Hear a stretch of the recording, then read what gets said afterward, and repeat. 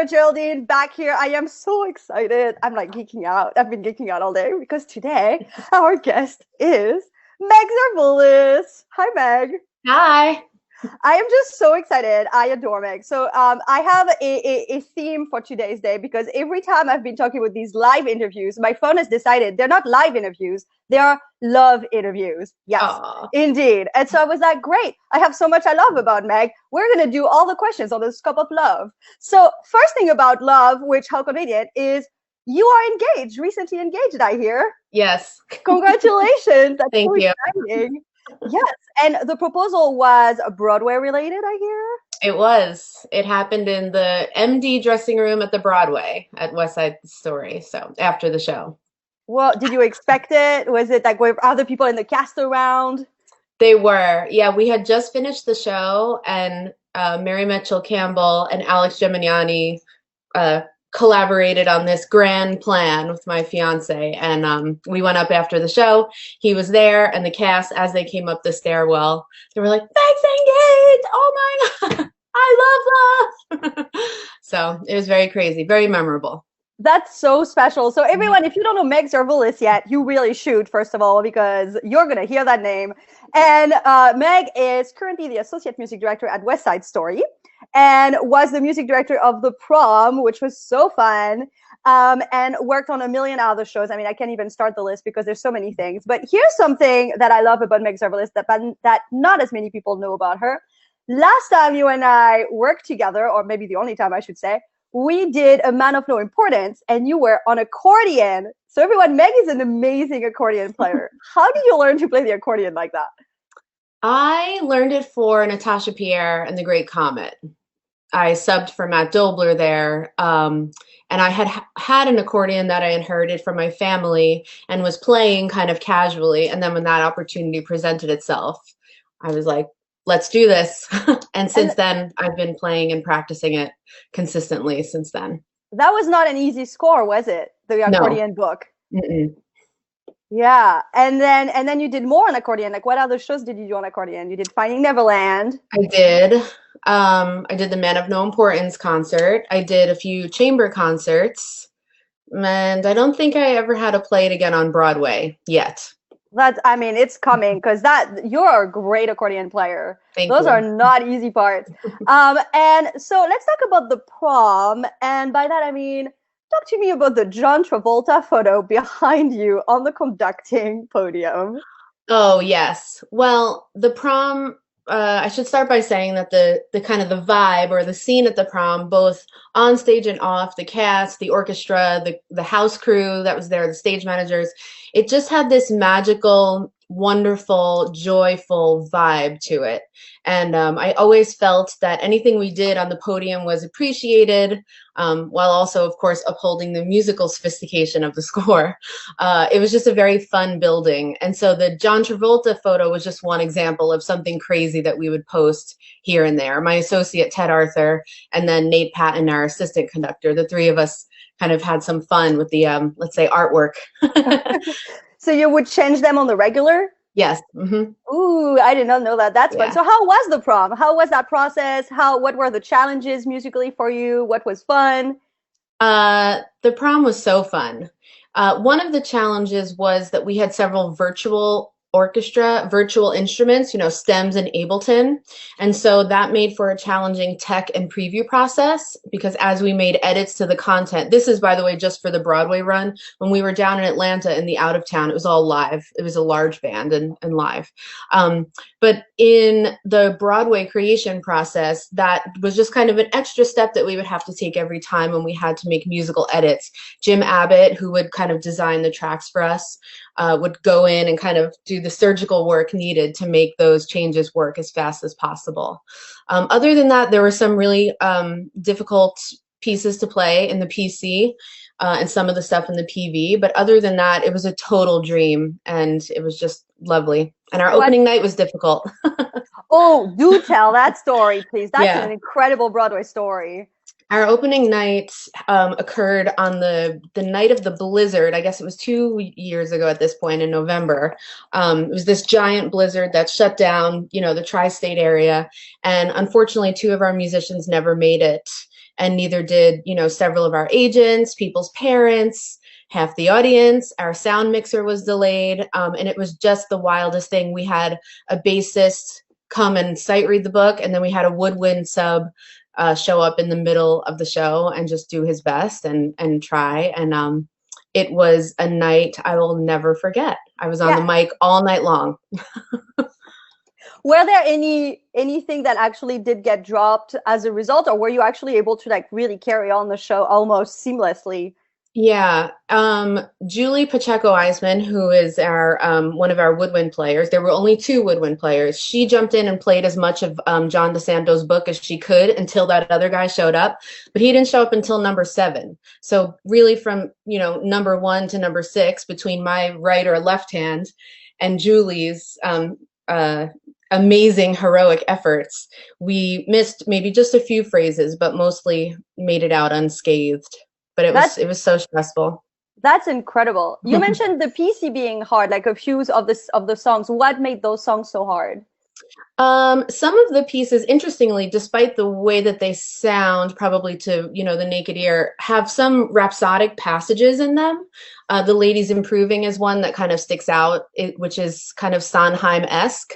Glenn Kelly and Matt Sklar collaborated on that one, and I think there's an article somewhere on Playbill about how the style of that kind of RMI right hand came through, and then it ends with this like double octave, two-handed contrary motion situation. So I know we would always look forward to that. And then there were just a couple of really tricky physical choreographic passages between, giving the downbeat or giving this downbeat, pressing the Ableton, using our Ableton foot pedal, which we needed to have because of that difficulty. So a couple of things like that.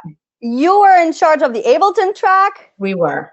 Oh boy. Tell me more. Tell me more. So it was a pedal, or was it either a pedal and or a button? Either a pedal or a button. We worked with Strange Cranium, which is this amazing triumvirate of Billy J. Stein, Chris Petty, and Hiro Iida. We love them, and they worked on kind of creating this program called MainBrain, which is kind of this coverage or facade for Ableton, and it makes it super user-friendly.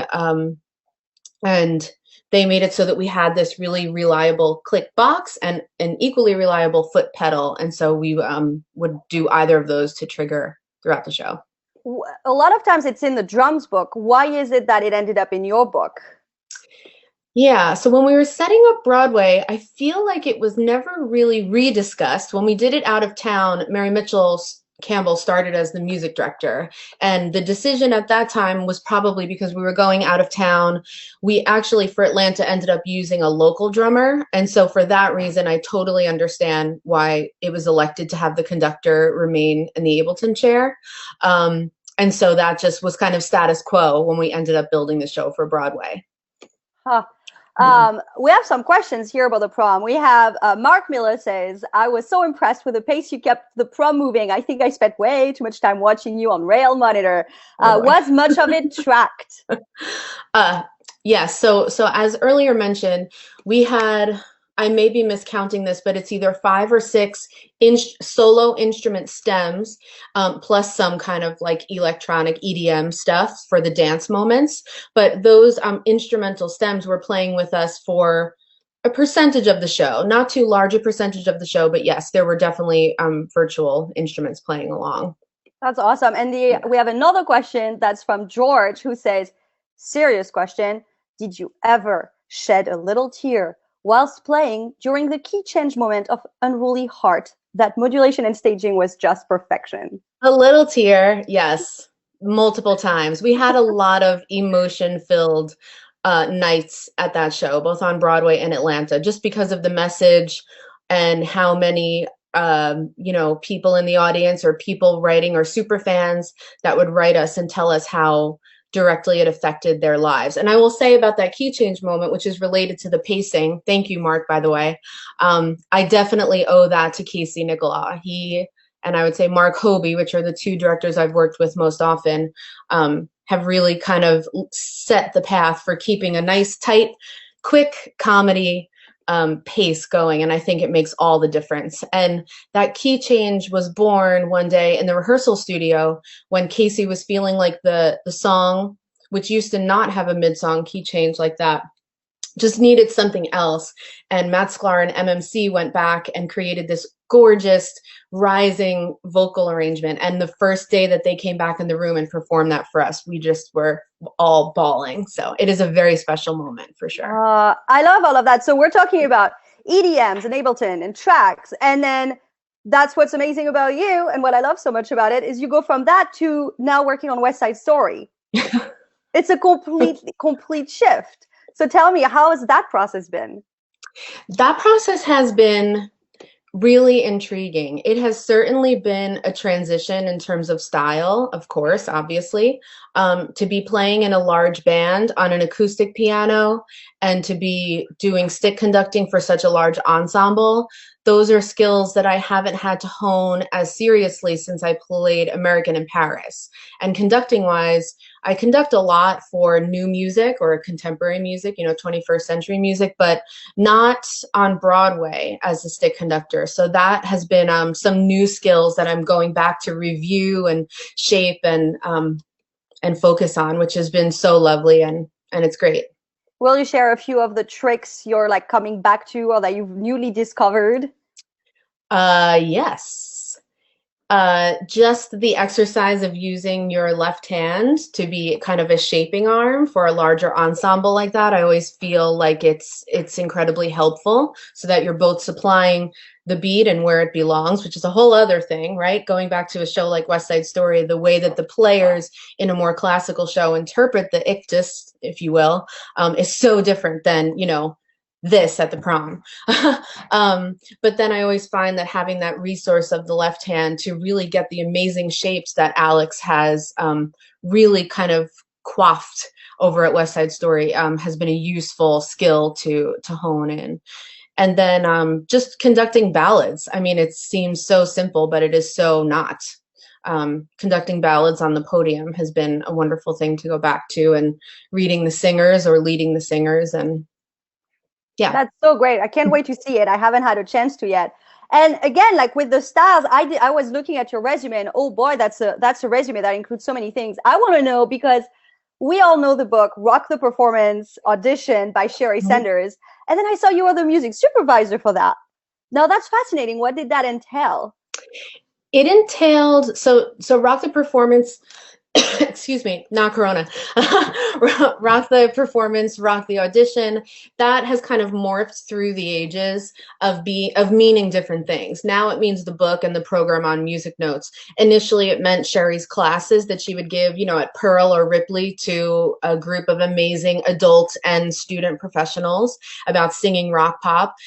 When I joined in, it was first as an accompanist for those classes, and then Sherry, who is brilliant and a genius, had this idea to kind of create a site, an initial site, which would include cuts of certain sizes and certain keys for voice parts.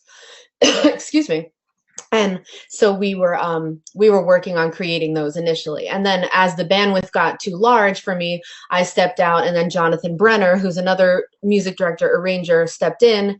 And then now I think Sherry works with music notes, and the program has really taken off. And it's an amazing resource, especially if you have collegiate students or even students who are younger or even recently graduated people coming into the professional world. I can't speak highly enough about those resources and the way that those cuts are made. I mean, Geraldine, I'm sure that you've played those cuts in an audition room, and you just find that they're so well shaped, and I really appreciate the construct of those. And you do a lot of arrangement too. So how did you come to become an arranger? Well, I have a classical background, so I started orchestrating in, my youth summer programs, prep school and all of that. And then I studied with Robert Page at Carnegie Mellon, who is this conductor and arranger. He's actually the guy who arranged the 2-piano version of Most Happy Fella. I have no idea if anyone is familiar with that version, but check it out. It's on iTunes. It's amazing. And he also has a lot of choral arrangements. So I studied independent study conducting with him for all 4 years at CMU, and we did a whole bunch of that. And fun fact about him is that he is the grandfather of Alex Gemignani. Oh my goodness. Yeah. There's a lineage. Yeah. Lineage. Yeah, and so you're still arranging quite regularly, correct?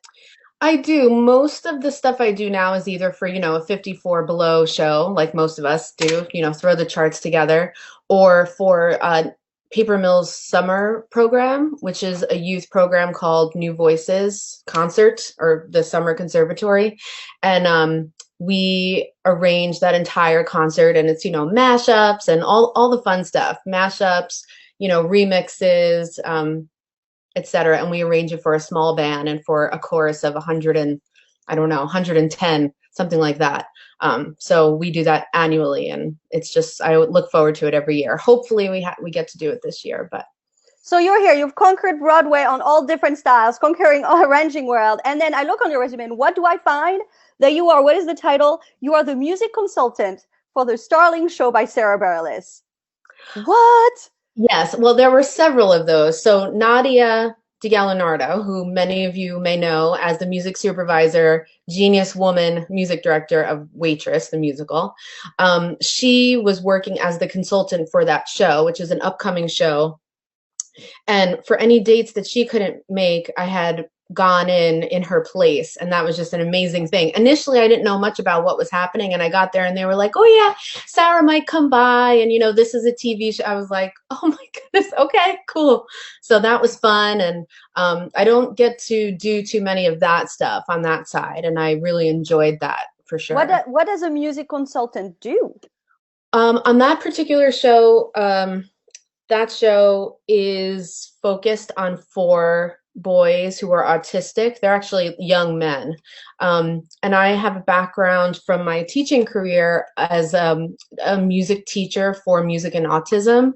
And the coaching was involved with, being on set, standing behind the camera person, just to be there as a resource to remind the guys where the tempo goes, or like to smile, just kind of, it ended up being more of actually a theatrical consultant rather than just a music consultant. But I think that's how that all ended up happening. So. And then along the same line, what did I find? You are the choral director of Unbreakable Kimmy Schmidt. Yes, again, that's another example of something that they have for many episodes. This was for the Cats episode, I believe. I don't know if any of you watched that, but they all ended up doing Cats. Titus needed to kind of show his prowess. And so I coached the chorus, or led the recording session, and taught the music for that chorus. And that was another one that I super enjoyed. That was just in a recording studio. The Starling thing was at Steiner. It was actually on the set, so. How is it being on the set? I mean, that's just such an extraordinary experience right there. It's so different than what we do, Geraldine. It's, you're on your feet all day, which I realize we do often. There is so much downtime. The productivity is so different than what we would do in a rehearsal room. I mean, we do like 1 or 2 pages of script in a day over there, which was just an interesting pace to get acclimated to and to observe. It's just, it's an entirely different world, top to tail. What's your favorite thing about all the different things you do for your life and your career as a musician? Definitely playing classical piano. That remains my true first absolute love. And It's what I do every day. I play every day here, even just a little bit. Mm-hmm. What did you play today? Well, I'm doing this thing called the Corona Tourney Challenge. The tourney technical exercises, which is like a cousin of Hanon. Oh yeah. And so every day I try to go through a couple of those and try to achieve the listed BPMs, which by the way is nearly impossible. So that's been a challenge, but that's what I played today. What's a highlight of your career so far? Prom. All of it. Everything. Oh, yeah. It was a year highlight. It was. It truly was. Mm-hmm. What is something that is on your bucket list that you're hoping to get to do at some point? Ooh, conduct a larger orchestra, like conducting a symphony orchestra with one of my favorite soloists or something like that. Who would that be? What soloist? Well, I work with Betsy Wolfe all the time. That would be super fun.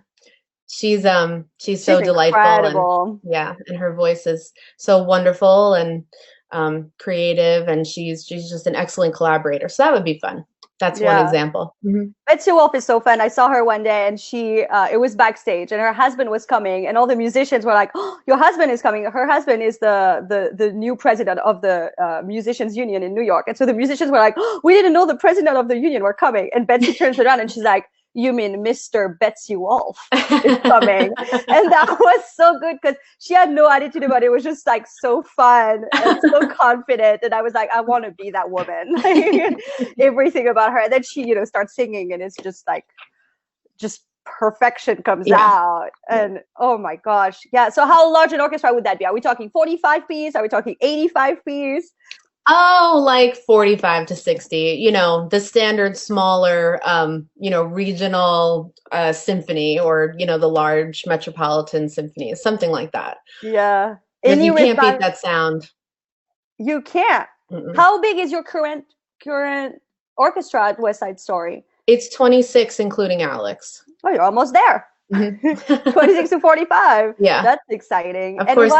Yes, tell me. Oh, sorry. Of course, the difference there is we're in all different places, but it's still great. What are some of the classical revival shows you'd like to do? Oh, girl, I'd have to really think that through. Or even opera. I mean, would you do opera? I would do opera. In fact, in the new music kind of Brooklyn music scene, there are a couple of opera organizations that I've conducted for before, like Experiments in Opera. Of course, those are smaller scale, but it would be such a joy to conduct a larger opera, either a progressively staged one or a classical restaging. I mean, those are just such wonderful scores. That makes me think of Glenn Kelly, who, by the way, I asked him how he's spending his quarantine, and he's spending it by listening to operas top to tail while watching the score. So that's talk about #goals, everyone. I'm a big fan of all the Mozart operas. I think it's the story, that they told you in music school where they were like, all the operas were lit with candles. And the Mozart, the Don Giovanni, apparently, they had people on giant swings that would go across, and they were like, that was highly dangerous because you had the chandelier with the lights, and you had the lights all in the front. And it's like, every time I hear Don Giovanni, I think of just the risk of fire. Yeah. That just makes the music that much more exciting. It's like, we're so lucky, I guess, to have electricity. And that's why they would have all those intermissions and would do 2 intermissions, because the candles would burn and they would have to replace them. Oh, and that would dictate the length of the act, which I find fascinating. Like, we don't think about those things. Well, I'll definitely come see you conduct any Mozart operas, and even come to other operas if you're doing it. Well, Meg, thank you so much for taking the time to hanging out with us. Yeah, you're amazing. I can't wait to see West Side Story. Congratulations again on your engagement, and then have fun with the Corona journey. Yes, thank you. Thank you, everybody. Bye, Meg. Bye, everyone. Bye.